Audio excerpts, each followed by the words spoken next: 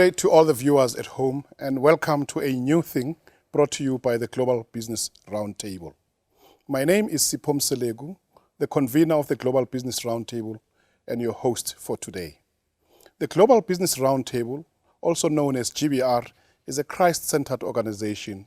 GBR is a multi-denominational, multicultural, and multiracial organization focusing on the holistic development of its members in line with God's purpose for their lives. GBR focuses on the kingship of Christ and not only on the priesthood of Christ. It encourages its members not only to influence and take over the spiritual mountain, but also other sectors of society, such as education, economy and finance, science and technology, sports, arts and culture, politics and governance, and also deals with family and societal issues. The name of the show is taken from the book of Isaiah 43, verse 18 to 19. Forget the former things. Do not dwell in the past. See, I am doing a new thing. It springs forth. Do you not perceive it? Today we are discussing investments. But before we get into our subject matter, I would like to introduce my panelists. On my extreme left, we have Mr. Tapiwa Shamu. He's the principal corporate financier at Nedbank Limited. And next to him, we've got Mr. Obayd Joseph, managing director at Avacap Pty Ltd. On my right hand, I have Mr. Quinton Zunga, founding partner and CEO of RH Managers. And on my extreme right, I have Ms. Cynthia Holmes. She's a managing director of Cadogan Hall, which is a property investments company. Welcome to our studios. And before we start our discussions, I would like you to just give us a brief background on yourself. In 1 minute, just highlights of your career, what you do, what you've done, and a short background so that the viewers can know who they are talking to. Yeah, thanks for that introduction, Sipho. I'm working at the moment at Nedbank Corporate and Investment Bank in Johannesburg. I've got about 16 years now of investment banking experience for all my sins. And I've worked effectively in mostly SADC countries. I've worked in Harare, in Gaborone, and now obviously in Johannesburg. I've been in Johannesburg working with Nedbank Corporate Finance for about 9 years now. Thank you very much, Mr. Shamu. Sir? Thank you, Sipho. My name is Obayd Joseph. I'm the managing director of a boutique advisory firm called Avacap, active mainly in the private equity and mergers and acquisition space. I'm co-founder of the company. We formed it about 8 years ago. And before that, I was active in the financial services space where I started my career for about 3 years with Ernst & Young and Alexander Forbes. Thank you very much, sir. Your Excellency. Thank you. My name is Quinton Zunga. I am the founder and CEO of RH Managers, which is a healthcare private equity managing 2 billion rand.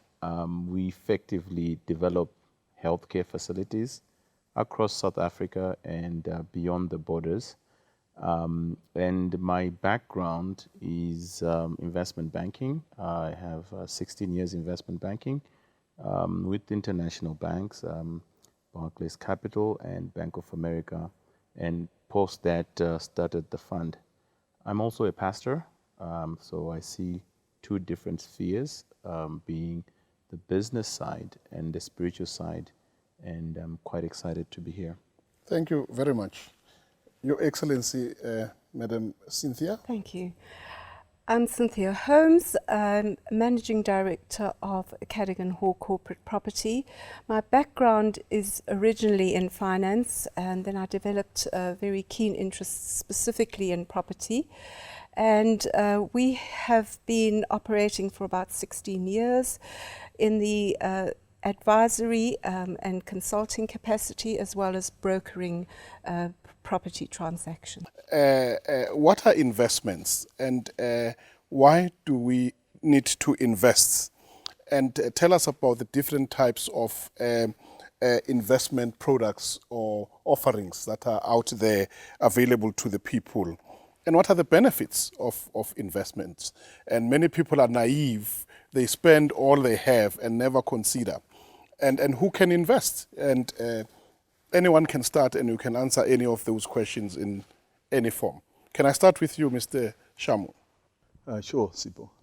I think maybe the best way to start is right at the beginning, Yes. to answer your question about what exactly is investing. And essentially, investing is putting away capital, putting away money, putting away some kind of asset with the intention of getting future value at some point in the future. And ideally, you want it to be more than whatever it is that you put in the front. And that's really the very basic principle behind investment. And the starting point of that is, of course, going to be you must have some future goal in which that you're trying to achieve, some future objective, whether it's your retirement, whether you want to buy a car, you want to buy a house, and you need to pay for the deposit. The starting point is you have to invest in order to be able to achieve that goal, to reach that objective. Investment is always the first word before you get to that objective. So there are things you can never achieve unless you plan in advance and you invest and save for them. Absolutely, absolutely. Yeah. So an investment, if I understand you well, is about returns. You don't just invest for fun. You're expecting to get higher returns in the future when you Yeah, no, that's actually very important, because the one thing we need to be aware of is obviously investment is not gambling. So there has to be some expectation that you will get some future value. There will be risk, and everybody accepts that, but it has to be a risk that's been considered before you get into it. We'll come back to that, as to the difference between investing and gambling. Many people who go and play lotto, and there should be some differences. So when we come back, you'll deal with that for us. Sir. Sure. Thanks, Ibo. I think Tapiwa hit the nail on the head. You have to start at the very beginning, and my understanding as well is you take something you have today, cash, resources, and you invest that in something that's going to give you a profit or return over time. I like to break investments down into two main categories. You get fixed investments, fixed income investments, and you get variable investments. And in line with your question that we'll come back to about risk and gambling versus investment, fixed is usually low risk investments, and variable is where you take a little bit more risk, but variable tend to give you much higher returns. Okay, that's very important. Can we hear you before we wrap up this segment, and we'll come back to you, Madam Cynthia, when we start in another segment. The last 2 minutes. Yes. My definition of investment is deferring today's pleasure for tomorrow's gain. And it's a much more holistic approach, and not only deals with money, it also deals with time as an investment. It is a conscious and organized methodology in which you put some things back today because you understand that there is benefit tomorrow. And when one looks at it, it applies to money predominantly, but it also applies to other social factors. For instance, education. You can invest in your own education. You can invest in your own health. Might not be monetary, but it can cost you a lot if you don't do that. And then you can invest in society. We have a very big social need for investment, which is part of what I do as my day-to-day job. That's it. Thank you very much. I think that's very, very powerful, and it's a very important dimension that many a time when we think about investments, we're thinking about money, the cash part of it. We never think about investing in self, in education, and in other people, and that you are sowing a seed by planting in other people's lives. Some people invest in shares, some in bonds, some in unit trusts, and some in property. So if you can just advise and the benefits of each and the risks associated with any of those investments. Let's start with you, Madam Cynthia. In terms of property, one normally leverages finance against your purchase, be it residential or commercial, retail, or industrial property.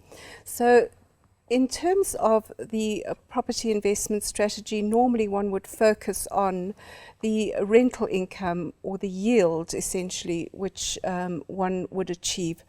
So one takes into account the location, the type of tenant that you may attract or that may be in place already.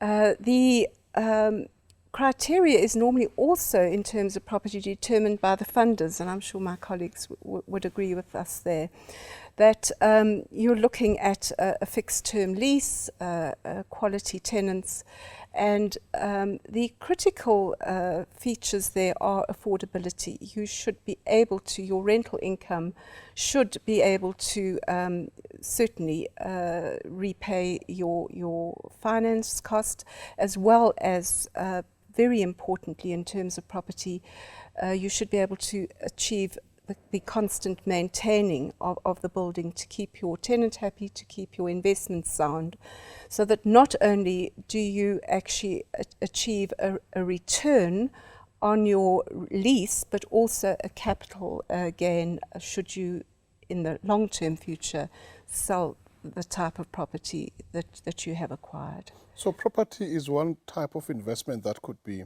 exciting. And there's different kinds of properties: residential, commercial, office blocks, retail, and they attract different yields and different returns. So people need to be educated about the benefits of investing there. Absolutely, Sipho. If I could just add to that, you could take the risk out of your investment and actually invest in a listed property fund, by way of example. Those funds are actually run by experienced people, and they acquire in terms of their portfolios, and they normally spread their risk very well between the various types of property. That's again commercial, retail and industrial, and some of the funds are even going into student housing now. And other residential. So there's all the choices are taken care of there. So the benefit of property is short term is this rental income, long term is capital gains on your property, the value of your property appreciating, and you can sell later on and cash in. Absolutely. You want to come in there, Mr. Shamu? Following on from what Cynthia was saying and Obayd mentioned earlier, property is certainly one of the common investment options that are available to people. There are others. Broadly speaking, the common investment opportunities that we as ordinary people would look at include investing in stocks, and followed obviously by investment in debt, which people can do, and then property is another major area of investment in broad terms. Each one of these types of investments comes with its own risk profile, and as you can imagine with anything that carries a return to it, the greater the risk, the greater the potential reward, but also obviously the greater the chance of losing your investment. With stocks probably ranking at the top of that in terms of risk and reward, and at the bottom of that scale would probably be the investments such as government debt, where one assumes that there's a certain level of risk-free return associated with lending to the government. What's the risk associated with investing in stock, in the stock market and in shares? What could happen? What could go wrong? Sure. Essentially, you must remember that when you invest into a stock, you're effectively investing into the equity of that company. What that means is that you're investing in the capital of the company to continue its operations. The company itself will be exposed to whatever industry it's operating in. So, for example, in the case of South Africa, it's been quite topical within, for example, the poultry industry, about the impact of importation of chickens into the sector, about regulation in terms of brining regulations. All of these things have had an impact in terms of the profitability of the companies, and have resulted in the stock decline in the share price. Decline in the share price across the board. You may buy high, and when you try to exit, Absolutely. the share price is diminished. Absolutely. Okay, sir. Thank you, Sipho. I think that there might be a bit of a misconception with regards to structured investments and where people put their money. I think, as Tapiwa mentioned, there's various elements of risk along the scale. but not to discount alternative investments as well. An investment could be something as simple as starting a new business or putting some money into a friend's business. That would fall on the variable scale, as I mentioned earlier, which would come with a fair amount of risk. But you could start for a very manageable fee, a very manageable amount of money, and you can go all the way up to large transactions, millions, hundreds of millions. So yes, investments I think span quite a range, all the way from putting your money in the bank and generating some interest, putting your money into a government bond and generating the risk-free rate, all the way through to speculating on the stock market and taking a view that the share price is going to run and you'll be able to sell those shares and make a healthy profit. So that's Or even starting your own small business, that's investing. You know, take your savings and starting a small business, taking a risk, and you get returns. Absolutely, as Quinton mentioned earlier. It's taking resources that you have today, making a sacrifice today for a payoff in future. Exactly. Thank you. My brother. Yes, thank you very much. I tend to see investment as a cycle, and it's very important for everybody to realize when you investing, you need to realize which part of the cycle you're in. If I'm an 18-year-old or 20-year-old, how I invest is different to if I'm a 60-year-old. It's in the cycle approach that you start to define what do you want to achieve through your investing. Are you investing for a rainy day, for an unexpected occurrence? Are you investing to become an investment manager, i.e. you want to make money from investment as a source of living? Those differentials change what your viewpoints should be. I always advise young people that when you're investing, do not try and copy somebody else's platform because it's different. Their needs are different. You look at your own needs and you decide what you're trying to achieve.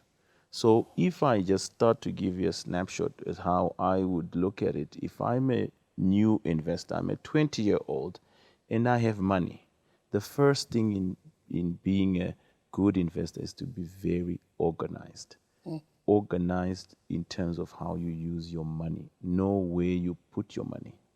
It doesn't all need to go to a fast food, chips and chicken. Is where you put your money. When you have been organized, you have made the first step to investment. The second step would be now, if I'm organized and I have realized that I don't want to eat all my money today, is how much am I going to put aside for tomorrow, for the next day? And as a 20-year-old, I would say, do not complicate yourself. Don't try and play the stock market. Get a home. Invest in a home. That's what a 20-year-old should do, right? Start early. Start early. Start building your portfolio early, right? Don't eat the money as it buy very flashy cars. Just buy a good car. And then as you graduate, you put more and more money aside, but then you then start to evolve as an investor to put it in the bonds, in the equity, which have higher risk profile, but you are stabilized. Yes. In the world we live in, if you come to the table with the banks and you have nothing to offer, you are in a very, very bad space. If you have a home, everybody can talk to you and they say, what do you have that belongs to you? You can't put a car, a house. And that cycle That's approach solid, is very vital when you are deciding to invest as to where in the profile of investment are you. Thank you very much. That's very, very powerful. But I want to, when we come back, for you to touch on what kinds of investments you can't touch when you're 60 or 50. So, and the risk profiles and the appetites, because at 20 you can still play around, but at 50 and 60 you're looking towards retirement. So you can't gamble too much with your investment. Madam Cynthia, if you can wrap up in a minute, we'll come back and give you more time. Right. As Obayd said, and I do agree with him, I think your first investment should be in terms of a home and a property for yourself.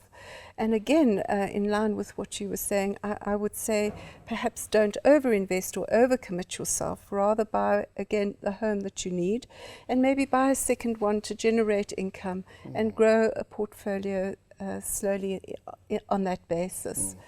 And I think that will give you a very good grounding with any financiers in the future, and good returns, so that when you do reach a retirement age and then you downscale again, perhaps to a more reasonable size home, you have actually built your portfolio and benefited substantially from the capital growth in those assets. And also an income continuously that sustains your lifestyle absolutely. as well. Yeah. In this segment, I want us to start by dealing with the issues of taking a risk when you are old, when you are about to retire, say at 50, at 60, as to what kind of investments you must not touch and which investments are safe for you at that age. Can you invest like a young people do? And another aspect of it is people invest in companies, buy equity in big companies. What are the risks and what is it that they need to look for? And we hear terms, you need to do a due diligence and check. There could be skeletons. And what do you need to do? And can you do that yourself, or do you need to engage experts to help you in that? And and who can invest? Is it only individuals? Is it companies, stokvels, groups, NGOs? And what kind of investment products are associated with that? Can we start with the point you were making? So when you're around 60, the investments that you need to make are the lower risk investments. These are the property investments, money market instruments, or managed funds that are predominantly low on equity. Because equity is volatile and makes money over time. And if you want to use the money soon, you might not have stayed the course that's required to get that return. So as a 60-year-old, I am balancing my portfolio predominantly in lower risk element. You may have a speculative investment. And again, that's why organization is very important. You might say, I want to just put 5%. And that 5% is not going to cause you harm if it doesn't work out the way you plan. But you should be very careful to look at lower risk at that age versus to a 25-year-old who can wait and hold on to the share for a very long time. That's a very, very good point. So let's deal with other aspects. Mr. Shamu, which one do you want to end? Well, I think I'll just add to the point made about the organization required for investment, and that leads to the question about who can invest. And the reality is everybody can invest. Everybody. And that's from someone who's just started their life cycle within the job environment, as Quinton has mentioned before. And also parents can invest on behalf of their children. On behalf of their children, yes, absolutely. So in fact, even before you start working, investment can start. Exactly. And right through to obviously large corporations that continue to invest their own capital, either in other corporate investments or in property or other sectors, as we've mentioned earlier. So that is the starting point, is everybody can invest. The second piece of advice that I would give is probably the best advice that I got in my life, which was you should always start by paying yourself. Yes. So from the moment that you start earning an income or having access to some kind of an income, whether it's from your parents or others, the first person you should be paying is yourself. You need that organization mentioned earlier to be able to say, listen, of my salary, my income, you reward pocket yourself. money, You incentivize yourself correct, for working hard. I'm going to put 10% aside, pay myself before I even start paying electricity, water, and everything else, which is the next line of attack that you have, and that allows you to get onto that ladder to start investing going forward. Yeah, but most of the time people are going through the survival mode. They have no time to pay themselves. There's strings of debt, and I think it boils down to that issue of not being organized, and as early as when you start that first job. You want to come in there? Yes, Sipho, I think you mentioned a very critical point right now. people find themselves facing large amounts of debt these days. And my advice would be, before you can start investing to generate profits, you need to eliminate that debt from your life. Yes. These resources that you want to put into investments should not be leveraged resources.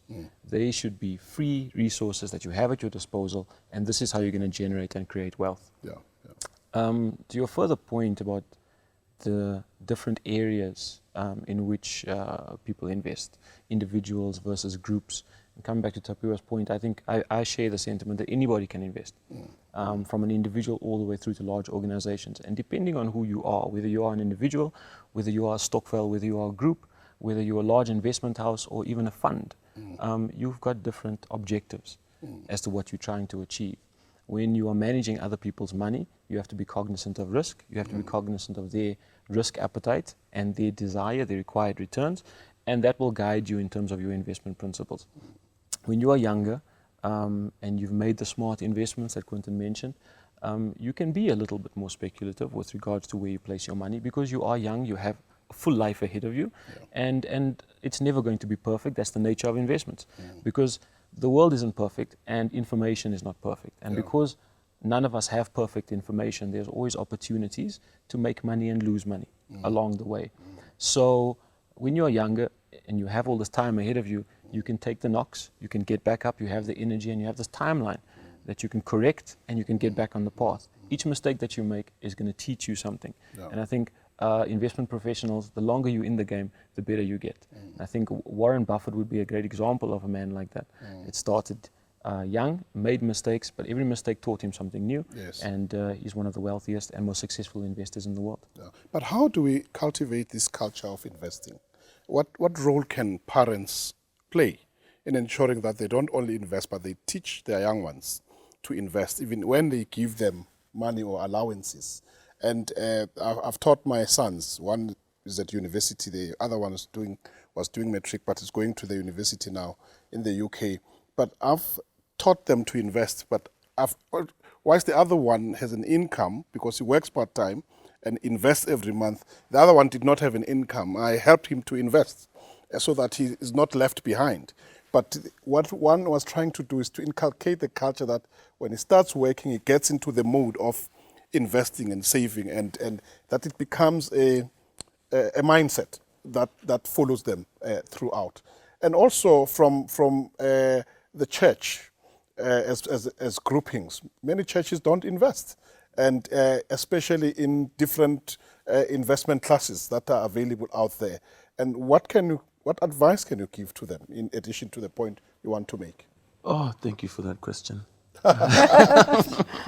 I think first and foremost, the idea of putting somewhere for the future is set up in the Bible very strongly in the definition of seed time and harvest time. Yes. So I think God had already had a pattern that you don't eat everything.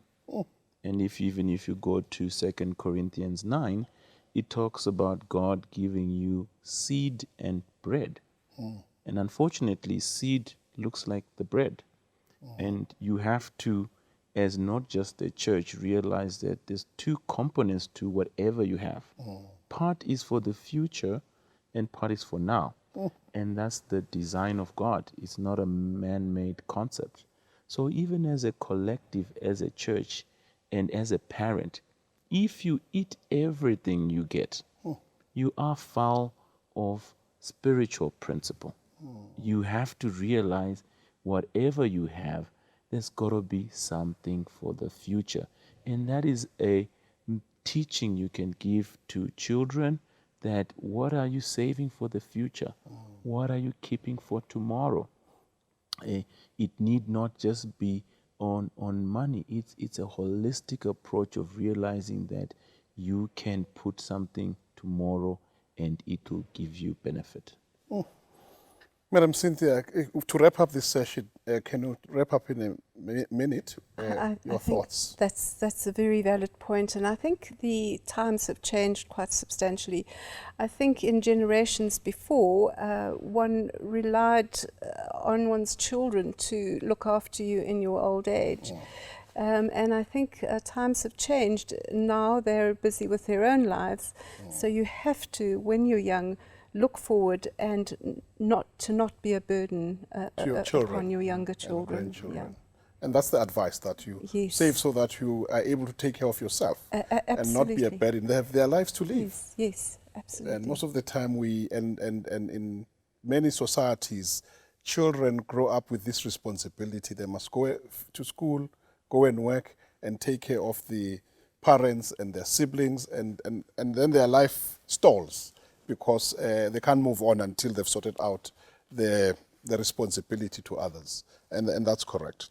As we wrap up, I'm going to keep it free for you to mention whatever advice you want to give to the viewers at home, and also differentiate between active and passive investments, and things to look for when they make those investment decisions, and things to avoid.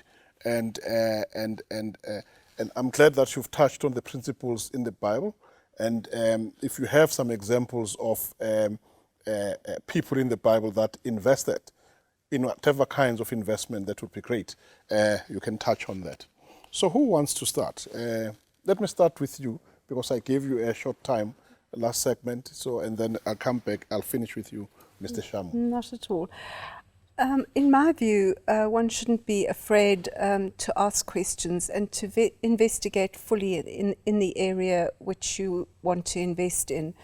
There's no shortage of access to information now in terms of the systems out there, and ask professionals, ask elders. A lot of people are afraid to ask because they might appear that they're ignorant. That's certainly not the case.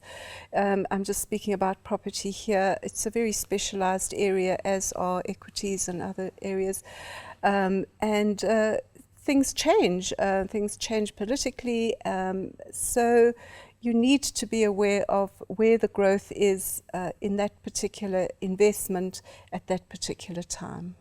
So there are political dynamics to investments and the market dynamics. So you don't invest in isolation. Is that what you're trying to tell us? Yes, absolutely. Just a case in point, nobody anticipated the political ramifications of Brexit, by way of example, or the elections in the US, and particularly the Brexit situation had an effect on the listed property funds who had significant investments in Europe, and particularly in the UK, where the pound plummeted quite dramatically. So all of those things need to be taken into account now, and what may have been the correct investment last year is maybe not so this year, and there might be opportunities to go in on the back of those events and to actually acquire investments at reasonable rates. Okay. I guess I would like to leave a message that when you're investing, I'll look at it in two dimensions, one being earthly and other one being spiritual. In my earthly realm, even with my spiritual cap on, you have to know what you're investing in.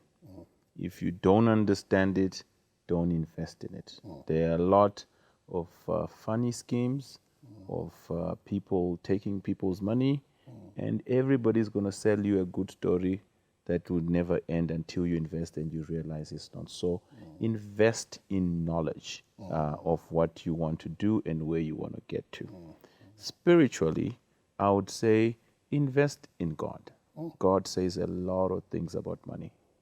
The Bible is got example of very wealthy people like Abraham, people like Isaac. They were wealthy in their own right, like Solomon, like David. But they were God-fearing. They were God-fearing. And their wealth came from the Lord. Absolutely. So invest in God. Invest in what the Bible says about wealth. Don't wait to be told by anyone. Pick up your own Bible and do it. That's very, very powerful. And thank you very much for that. Yes, Sipho, I think in closing, I'd like to leave the message that we live in a very different world today. And wealth creation, making money, investing, I think it's a different prospect today than it was maybe a few decades ago. we, as young people, we live in a world where we are constantly bombarded with short-term gain, short-term satisfaction. We live in a world of social media with Instagrams, Facebooks, Twitters, Snapchats, and we see young people in beautiful cars, beautiful homes, traveling the world. I would like to leave the message that don't be sucked in to this kind of lifestyle. If you want to create wealth and you want to grow and you want to generate returns, then you have to sacrifice some of these short-term gains, these short-term desires to be able to create that wealth.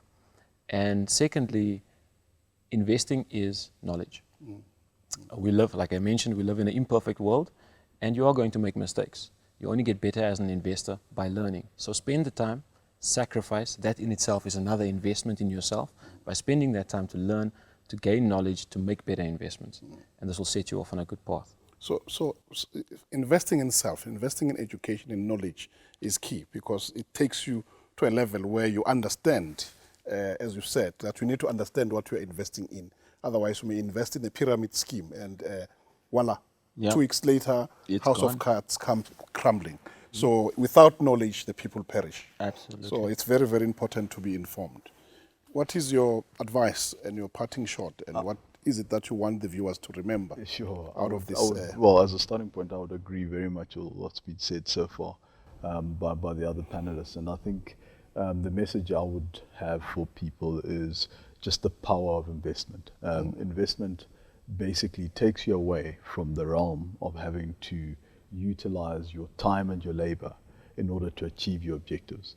You can actually utilize your money, your assets, or investment in order to achieve the same objectives. And that's incredibly powerful, because you only have so many hours. We all have finite times on the planet, and even more finite times in terms of when we are actually active in work.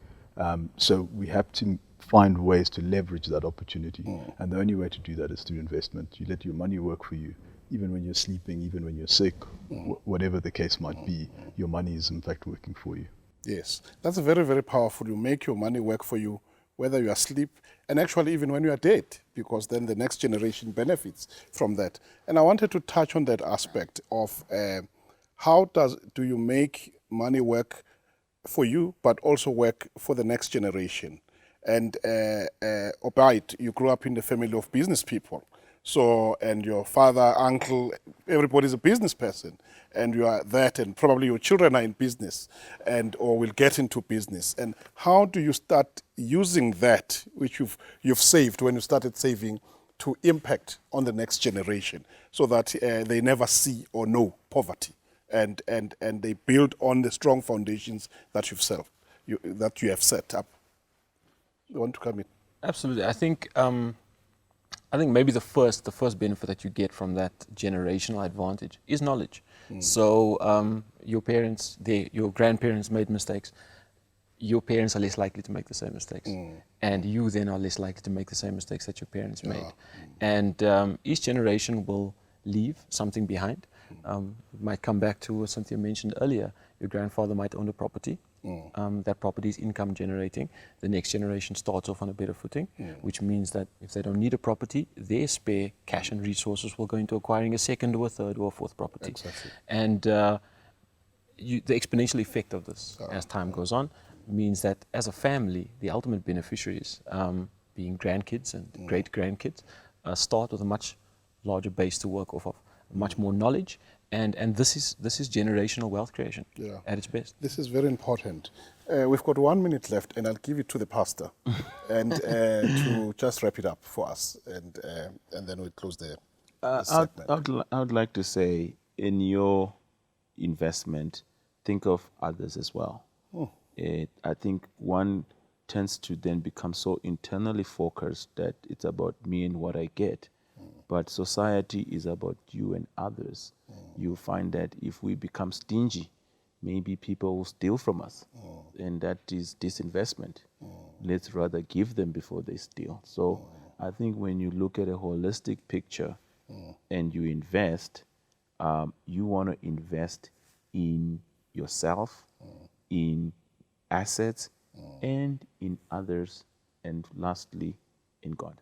Yeah, it's very important to invest in God and to invest in the poor. You know, we've got all the responsibility, all of us have the responsibility to take care of those who can't take care of themselves. So to give, it's an investment. So thank you very much to you all for the expert advice, for that powerful knowledge and wisdom that you've shared with the viewers at home. I'm sure they truly appreciate it. And now we also want to thank the viewers at home and for participating in here. And if you have inputs or comments or contribution you want to make in this, please you can look at our website www.globalbusinessroundtable.com, www.globalbusinessroundtable.com, or you can write to us or email us at comments@anewthing.tv, comments@anewthing.tv. And you may have questions for the panelists. We'll forward them to them and they will respond to whatever questions or comment you may have for them. Remember at all times to seek first the kingdom of God and his righteousness, and all these things shall be added unto you. That's Matthew 6, verse 33. See you again next time. God bless.